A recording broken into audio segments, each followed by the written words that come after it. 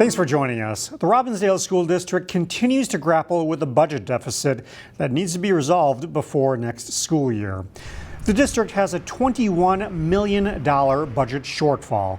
It's due in part to an accounting error that district officials discovered in November. Now, district staff is recommending about $900,000 in cuts to educational programs. That includes elimination of the district's fourth grade orchestra classes. The board is also considering cutting the district's international baccalaureate programs, but that is far from certain. I think that's for the amount of money, it's a lot of pain for this much money that we're saving. IB programs are offered at 3 schools in the district, including Cooper High School. The board is expecting to revisit the issue in 2 weeks. Ahead of that decision, a controversial member of the Robbinsdale Area School Board has resigned. Sharon Brooks submitted a letter of resignation to the board minutes before its meeting this past week. The board has censured Brooks twice. Board Chair Greta Evans-Becker told CCX News that they will likely appoint someone to finish out her term. The city of Brooklyn Center is considering a significant purchase of vacant property for redevelopment. City staff members are applying for a grant to help purchase the 15-acre former Brown College site. The property is valued at $2.3 million. A grant from the state could cover half the cost to buy and demolish the building. The city is looking for outside funding to cover its portion of the costs. Some city council members feel Brooklyn Center already owns too much undeveloped land. The best laid plans have continued to lay across our city. And I could not, in benefiting the residents, this does not. If Brooklyn Center buys the property, it could be combined with the former Target site for redevelopment. When you look around a city, you can see signs everywhere. Some of them carry nostalgia, others deep meaning. As Emily Haugen reports, the Golden Valley Historical Society has a way you could make a sign your own. Sometimes you have to look closely for a sign. Like this one, a 100-year-old wayfinding street sign off Golden Valley's Meadow and Sunny Ridge lanes. For me, the older, the more dented, the more dirty they are, the more I like them. I have 2 in my own home. A few miles away on Golden Valley Road, the city's Historical Society is keeping track of old signs like these. They're available. Historical Society board member Jim Ellert says most of the old signs have since been taken down and gifted to the Historical Society. In our basement here, we have about 60 to 70 years worth of signs. The collection varies in age, condition, and design. All of those things have changed over time, and all 1,000 of them are up for sale for $25 a piece. It is an opportunity for us to facilitate other people owning a piece of Golden Valley history. Golden Valley donates the signs, and the money goes to the Historical Society. The city's history. Board President Lynn Nelson Mason says this is a unique opportunity to carry out its mission. It is a nice sort of nostalgic thing, as well as a marker saying, this is something that was important to me. The board typically sells 50 signs a year, all for different reasons. To find a way, mark a memory, or commemorate a place. Our mission is to preserve Golden Valley history, but in this way, we're also allowing people the opportunity to share in that history. After all, a city is made up of streets that carry stories of the past, present, and future. The Golden Valley Historical Society sells signs year-round. You can shop the remaining selection at its museum from 11 until 3 every Saturday.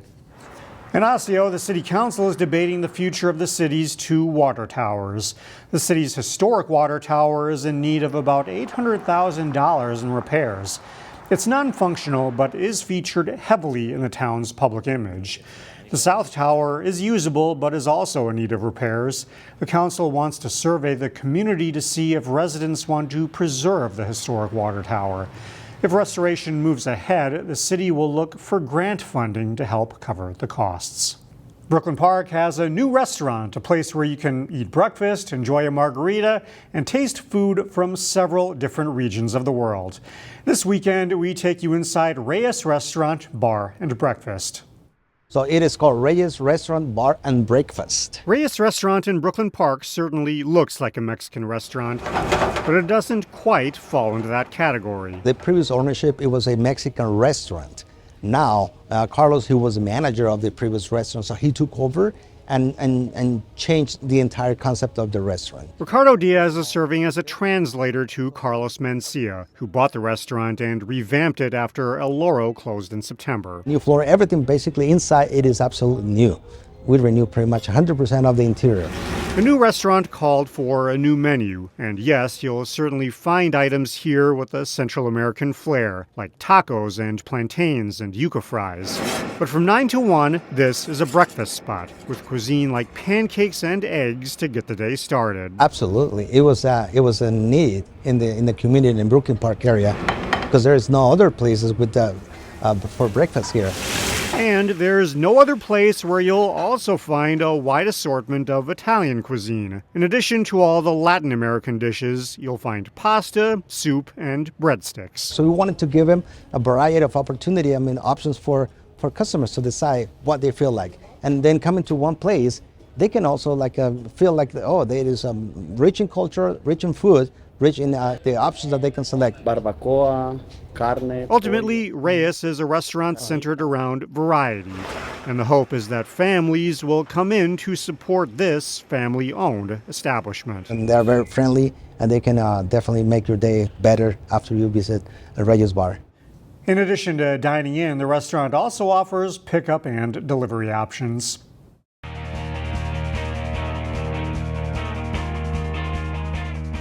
The Heritage Christian Academy boys basketball team carries a 14-4 record into the weekend. The Eagles have high hopes of reaching the Class A state tournament for a second straight year, powered by a quartet of seniors with a unique claim to fame. Here's this week's CCX Sports Spotlight. Since the middle of their 9th grade years, Heritage Christian Academy seniors Owen Haig, Jonah Moulton, Josh Shokeye, and Abu Tarawali have been starters on the Eagles boys basketball team. Their talent and size has grown in the past 3 years, and within the past 2 weeks, reached a new level. Before the Eagles' January 31st home game, the four were recognized for each having reached 1,000 career points, believed to be the first time in Minnesota Prep boys basketball history in which 4 players from one team and in the same class have all topped the 1K mark. Pretty cool. I just remember when we were freshmen, we were always talking about it, just talking about how all seniors, we're all going to hit 1,000. It's going to be really cool. It was amazing to see all my teammates just achieve their goals. Obviously, Josh was the first one, then me, then Owen, then Jonah. But just the smiles on all of our faces when we got it, it was amazing to see. Jonah and Abu have been on the varsity roster since 8th grade. Owen and Josh since 9th. Josh is the leading scorer among the 4 with close to 1,400 points and was the first to reach the mark last season. In the section final last year when Joshua hit it, we were all like, this is a realistic possibility for all of us. It was nice because nobody tried to force us to get there. It just kind of came naturally from playing together. And all brings something different to the game. Josh is the point guard who runs the show. Owen is the team's leading scorer this season and a slasher to the basket. Jonah is the outside guy, leading the team in 3-pointers. While Abu is an inside force who has also topped 1,000 career rebounds. It makes the Eagles hard to defend. They each have such different skill sets, right? And they each contribute to be a really good mix of players in the game of basketball, from one slasher, one really good shooter, a guy that handles the ball really well, and a big guy. And often when you have a lot of skilled players, it doesn't happen that they're in different positions. Jonah is a great shooter, Abu post, and Owen slasher. Just how we don't have too many people doing the same thing. Tarawali almost missed out on this opportunity. The highly recruited football prospect signed his letter of intent in December to play at the University of Minnesota and considered enrolling early at the U. 100%. I was definitely thinking about enrolling early.